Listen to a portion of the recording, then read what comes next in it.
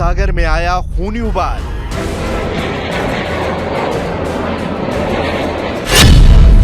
तेल अवीव से बेरूत तक बरसा बारूद।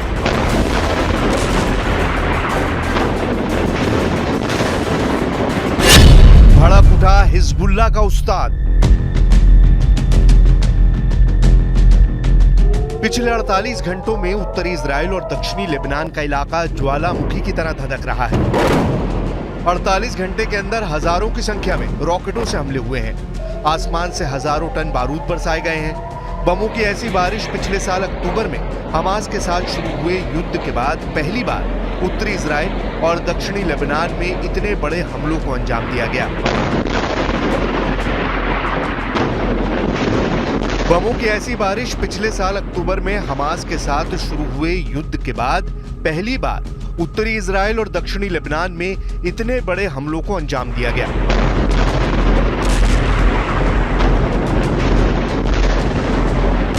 हिजबुल्लाह ने रविवार को सुबह सुबह इजराइल पर सैकड़ों रॉकेट और ड्रोन दागे, जबकि इजराइल की सेना ने कहा कि उसने एक बड़े हमले को विफल करने के लिए लेबनान पर करीब 100 जेट विमानों से हमला किया। 10 महीने से ज्यादा समय से चल रहे युद्ध में ये सबसे बड़े हमले थे। सुबह के वक्त आसमान में मिसाइलें देखी गई। उत्तरी इजराइल में हवाई हमले के सायरन बजने लगे, लेकिन इतनी ज्यादा संख्या में रॉकेट से हमले हुए थे कि इजराइल के एयर डिफेंस सिस्टम फेल हो गए।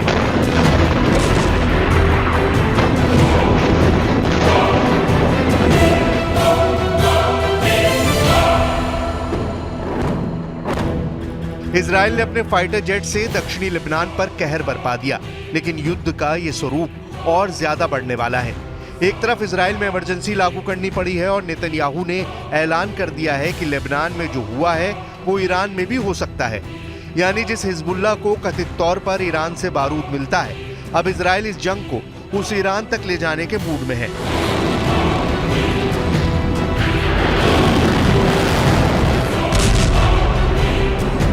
नेतन्याहू के इस ऐलान के बाद भी हिजबुल्लाह रुकने वाला नहीं है। हजारों लॉन्च पैड तबाह होने के दावों के बाद भी लेबनान से ऑपरेट करने वाले हिजबुल्लाह के कमांडर ने ऐलान किया है कि इजराइल को किसी तरह की माफी नहीं मिलने वाली।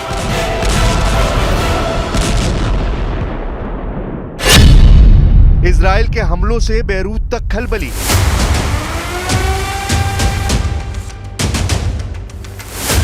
नसरल्लाह का ऐलान, होगा बड़ा घमासान।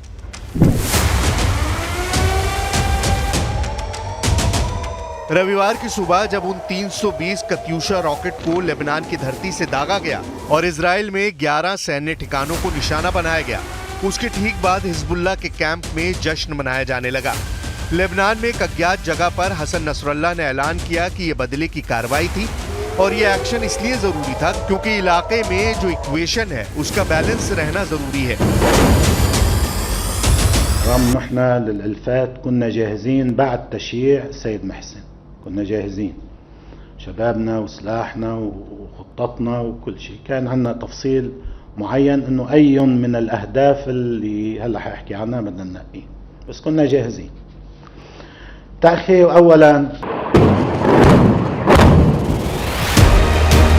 हसन नसरल्लाह का यह ऐलान इजराइल पर आग बनकर बरसा। इसके पीछे की कहानी करीब 25 दिन पुरानी है। 25 दिन पहले इजराइल और अमेरिका के एक मोस्ट वांटेड आतंकवादी और हिजबुल्लाह के टॉप कमांडर हज मोहसिन उर्फ फुआद शुक्र को बैरूत में बम से उड़ा दिया गया था। उसी की फोटो लगाकर नसरल्लाह ने भाषण दिया, जिसे हिजबुल्लाह के जरिए नियंत्रित किए जाने वाले लेबनानी टीवी चैनल अल-मना टीवी पर प्रसारित किया गया। नसरल्लाह ने कहा कि हिजबुल्लाह को अपने कमांडर की हत्या का बदला लेना था, लेकिन इस बदले को बड़ा बनाने और सटीक अंजाम तक पहुंचाने के लिए इंतजार करना था।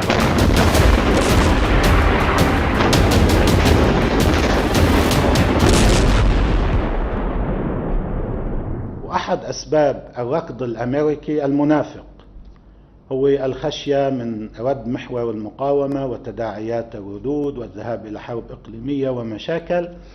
بلشوا يحكوا إنه في وقف العدوان ووقف إطلاق نار وطولوا بالكم وإلى آخره. بالحقيقة نحن تريثنا.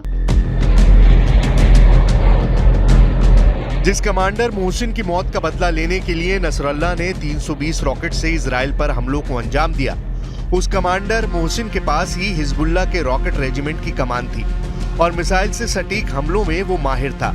नसरल्ला का प्लान 6000 रॉकेट से हमला करने का था, लेकिन जिस समय अमेरिका और इजराइल हमास के साथ युद्ध विराम के एग्रीमेंट पर काम कर रहे थे, उस वक्त हिजबुल्लाह ने ऑपरेशन मोहसिन को अंजाम दिया और इजराइल पर 10 महीनों में सबसे बड़े हमले को अंजाम देकर हालात ऐसे कर दिए कि इजराइल को 48 घंटों के लिए देश में इमरजेंसी लागू करनी पड़ी।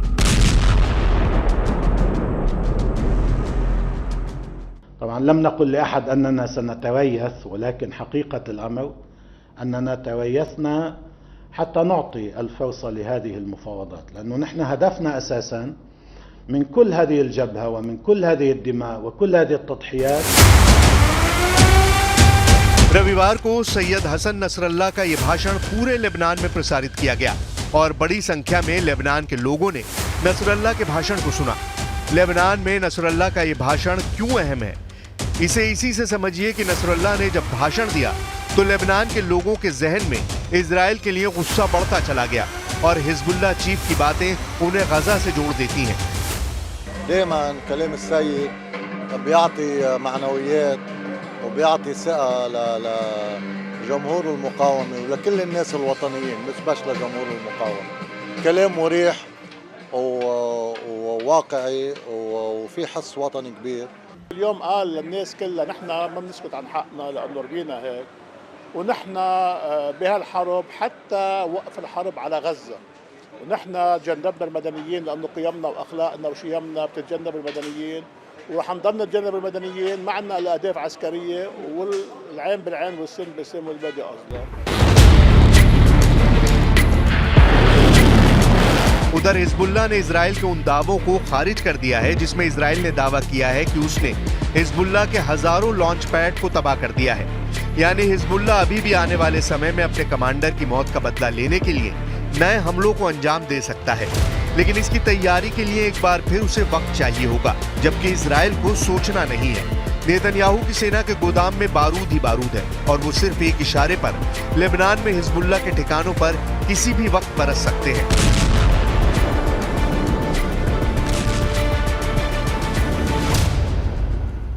We are determined to do everything possible to protect our country, to return the residents of the North safely to their homes, and to continue to uphold a simple rule: whoever harms us, we harm him.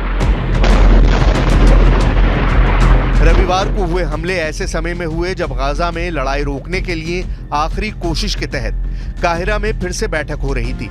वहीं America से white house का बयान आया कि राष्ट्रपति Joe Biden इलाके में हो रही घटनाओं पर नजर रखे हुए हैं, लेकिन जो बाइडेन के खिलाफ मोर्चा खोलने वाले अमेरिका के पूर्व राष्ट्रपति और मौजूदा राष्ट्रपति के चुनाव में शामिल डोनाल्ड ट्रंप ने ऐलान कर दिया है कि कहीं ये जंग तीसरे विश्व युद्ध की ओर न पहुंच जाए।